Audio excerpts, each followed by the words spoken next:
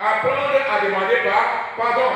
L'homme, ce n'est pas parce qu'il est homme qu'il ne peut pas demander pardon à sa femme. Alléluia. S'il a fait quelque chose qui n'est pas bien, il doit demander pardon. La femme, c'est la même chose. Il ne va pas tout simplement dire, je suis le chef de la famille et je ne peux pas demander pardon. Non, c'est le contraire. Amen. Gloire à Dieu. Donc, le chef de famille, c'est celui qui doit montrer l'exemple. Si tu as fait quelque chose qui n'est pas bien, faux, même si c'est devant l'enfant, appelle l'enfant et demande pardon. Pardonne-moi mon fils, j'ai fait ceci, j'ai fait cela, je ne devais pas dû faire cela, mais la prochaine fois, papa ne va plus faire cela. Amen. Papa, l'enfant va apprendre que papa également est un homme, premièrement. Alléluia. Et pendant que le père fait cela, il enseigne l'enfant. Il enseigne cet enfant également à apprendre à demander pardon lorsqu'il a commis un problème, lorsqu'il a commis un tort dans la rue en marchant. Alléluia. Les enfants, ils copient ce qu'ils voient des parents. Ils voient comment les pères agissent et ils font la même chose. Ils voient comment la mère agit et elle fait la même chose.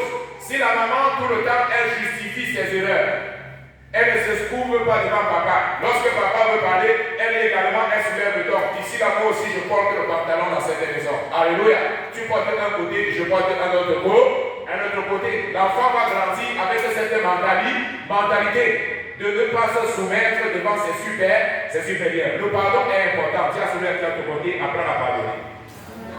Dis-lui qu'apprends à pardonner. Comme Jésus te pardonne. Alléluia. Je ne dis pas comme Jésus t'a pardonné, mais comme Jésus te pardonne. Alléluia.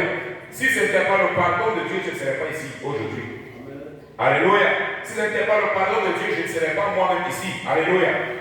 Voilà pourquoi la Bible dit les bontés de l'Éternel. Mais j'ai la version en portugaise. Voilà pourquoi il faut lire beaucoup de versions qui dit les miséricordes de l'Éternel ne sont pas épuisées. Elles se renouvellent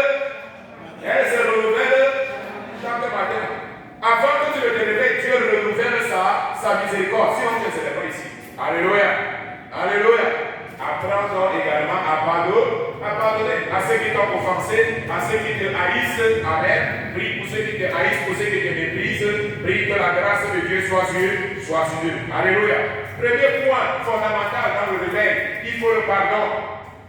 Nous étions en train de voir pendant la journée les disciples, s'ils étaient dans la chambre haute, en train de prier en appelant le Saint-Esprit. S'il n'y avait pas d'unité, s'il n'y avait pas de pardon entre eux, et que Pierre, par exemple, était en colère contre Jean, et que Jean était en colère contre Jean, il ne devait pas avoir la venue du Saint-Esprit. Mais ils étaient tous d'un commun accord. Alléluia.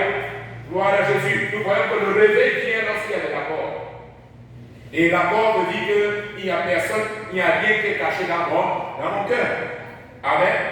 Les enfants doivent apprendre à demander pardon aux parents. Ce n'est pas de la faiblesse, au contraire, c'est de la sagesse. Amen. Tu as commis quelque chose, apprends à demander pardon. Papa, pardonne-moi, j'ai fait ceci que je ne devais pas faire.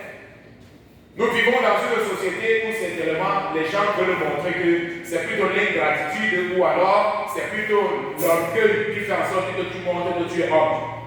Et les gens entrent dans ce chemin-là. Non, mais un enfant de Dieu qui est né de nouveau, qui est sauvé, il s'humilie. Lorsqu'il a commis un tort, il s'humilie devant le Seigneur. Il sait que ce n'est pas une faiblesse de pouvoir le faire, c'est plutôt la victoire. Alléluia. Parce que la Bible dit soumettez-vous et vous aurez la victoire.